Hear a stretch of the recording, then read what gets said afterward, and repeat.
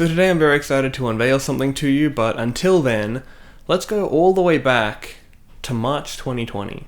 Back when we were scared and couldn't even imagine staying home for 6 months and still have no end in sight. At this time, everyone was staying indoors, but some brave few would venture out to walk their dogs. However, they were few and far between. But one day, a man woke up and thought, "This must be documented," but in a fine art kind of way. And that man was Mig Media. So back in March, I started a project where I wanted to make a photo series encapsulating the feelings of early isolation while also being a documentation of Australian suburbs during lockdown. And part of the project was that it was going to be my first zine, and I was hoping at the time that this wasn't going to turn into a pandemic and that it was all kind of going to be over in like a month and a half, maybe 2 months tops. And by that time, things would start to open up again and I could go out and get my zine printed.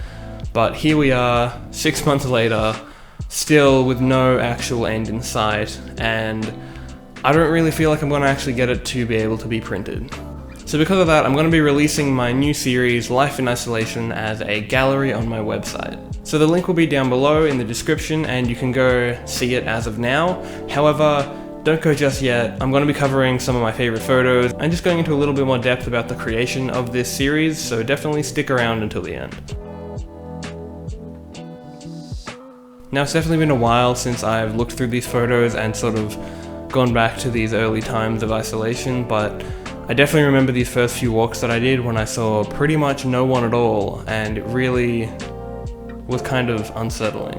It was kind of weird because it looked lonely and gloomy, and there were definitely times where I did feel that, but for the most part, I didn't really feel alone, because I could still see people living their life. It just happened to be behind blinds with light glows behind them or thoughtfully put out furniture for when they were sitting during the day.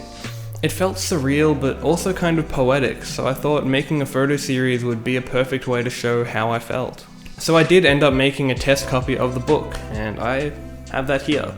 I made that because I wanted to see how the photos would turn out in a book, and honestly I actually kind of love it. Hopefully in the future, once things get resolved, I can actually make this into a physical book or zine, and you guys can actually hold it in your hands.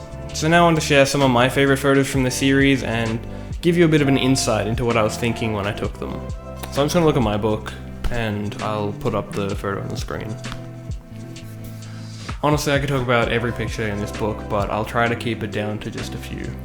So the first one is definitely one I want to talk about, and it's because the rusty blue trailer with just covered in junk and cardboard, you can clearly see that they're moving or that they're doing like a house clean out. And so I kind of raised a lot of questions for me. The other part was I kind of like that you could see the open door, because it felt, I didn't notice it at the time, to be honest. The whole photo I wanted to take was about the trailer, but once I did see that, I thought that it kind of just made the photo a bit more interesting and a bit more inviting. The next one I'll cover is this one here.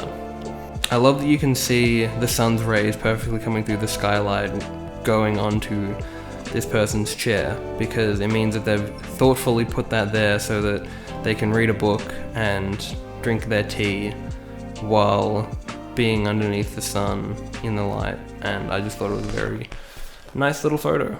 So this one here I think is my favorite over the whole series because it really tells the story of life in isolation. I love the glow coming through the window. It's kind of like a nice golden warm feel onto the metal woven, I think it's a metal frame with some form of like woven back.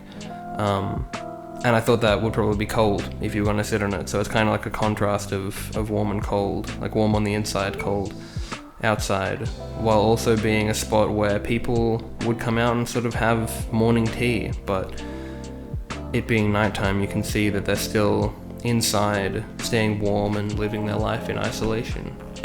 This one's another one that I really enjoyed shooting. Obviously, it's nothing new taking photos of phone boxes, but I figured for showing isolation, I definitely wanted to have this photo in here because the color palette I really enjoyed having kind of off yellowy greens in the grass, the long shadows casted by the street light, and overall I just feel like it gives off a lonely kind of vibe because it's something that you use to communicate with people that it just isn't being used anymore.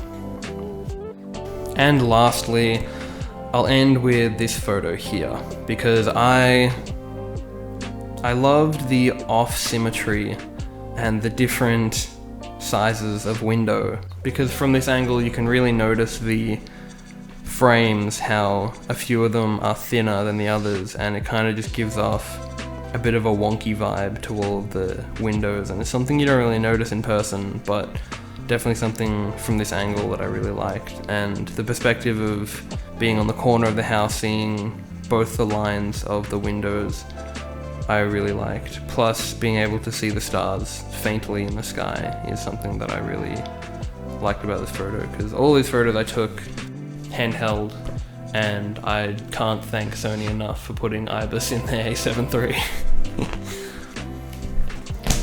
So that's about all I'm going to say on these photos, and I definitely recommend you go check out the rest of my series. I hope you love it, and I would really appreciate feedback on it. So if you want to let me know what you think of my series, then DM me, comment on this video, and reach out to me however you want, because I'm always here and I'm always happy to talk to you guys. So thanks for watching, thanks for spending time with me. And as always, if you want to see more of my work, you can follow me on Twitter and Instagram, which is @MigMedia, and I hope to see you again soon.